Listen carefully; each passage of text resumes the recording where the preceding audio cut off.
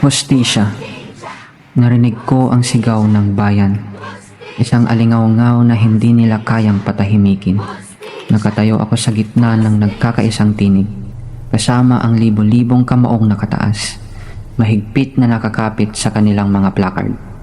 Hanggang kailan tayo mananahimik? Hanggang kailan natin hahayaan ang pagigipit sa mga nagsisiwalat na katotohanan? Hindi ito simpleng hinaing. Ito ay apoy na muling nag-aalab mula sa abo ng mga pinatahimik. Madilim, masalimuot. Ang amoy ng kalawang at dugo ay sumisiksik sa aking lalamunan. Habang ang may hinang ungol ng mga pinahirapan ay humahalo sa katahimikan ng gabi. Nakagapos ang aking mga kasama, duguan at lopaypay, ngunit may ningas pa rin sa kanilang mga mata. Alam ko kung paano nila winasak ang katawan ng mga hindi sumunod, kung paano nila sinubukang yurakan ang aming diwa. Ngunit hindi nila alam, hindi tinatablan ng takot ang isang taong handang mamatay para sa kanyang paniniwala. Isang suntok, isang hingal, isang kaluluwa na pilit nilang binabasag. Ngunit kailanman ay hindi mabubuwag ang paniniwalang itinaga sa bato ng kasaysayan.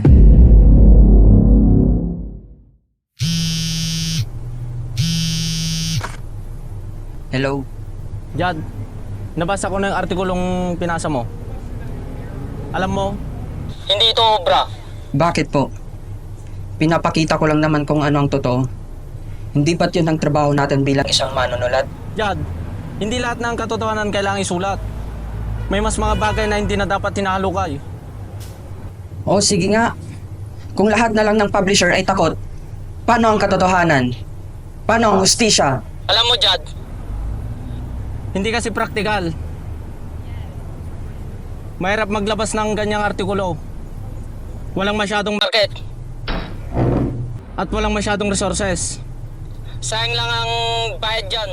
Hindi ba't mas sayang kung mananatili na lang tayong tahimik? Pasensya na, Jad. Maghanap ka na lang ng ibang publisher mo. Busy ako. Walang katarungan. Alam ko kung paano naging apo ang pawis at dugo ng manunulat. Alam ko kung paano niya sinira ang boses ng bayan. Habang ang kanyang mga mata ay nanatiling malamig, walang pakiramdam at walang pag-aalinlangan.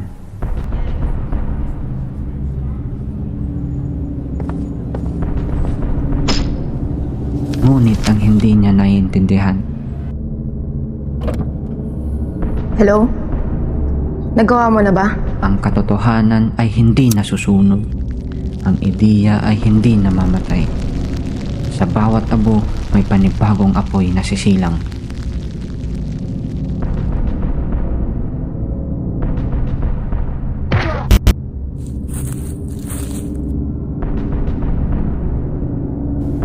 O ano? Saan kayo dinala ng pinaglalaban ninyo? Go to hell.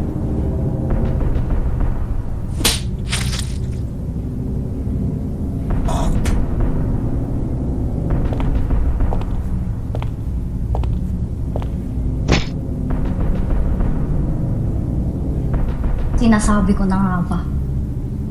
Una pa lang, wala na akong tiwala sa'yo.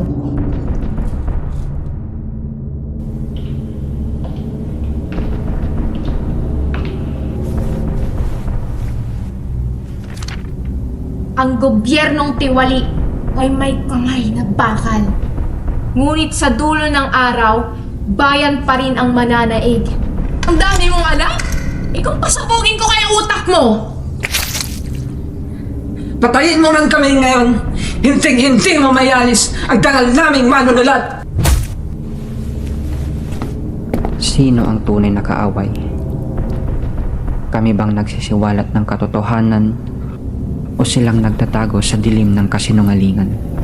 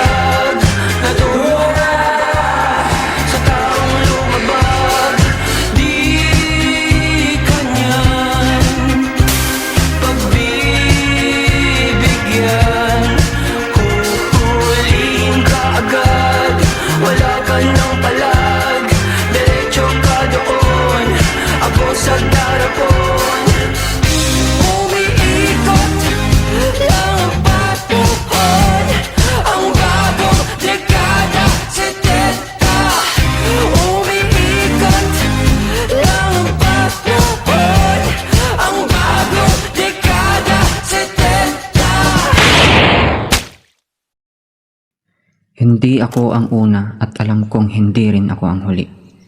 Akala nyo ba ang kapangyarihan ay nasa inyo? Sino ba kayo? Magwawagi ang Pero habang may isang manunulat na handang isulat ang katotohanan, hindi kailanman magtatagumpay ang kadiliman. Nagsisilbi ka dapat. Nagsisilbi ka dapat. Para sa bayan.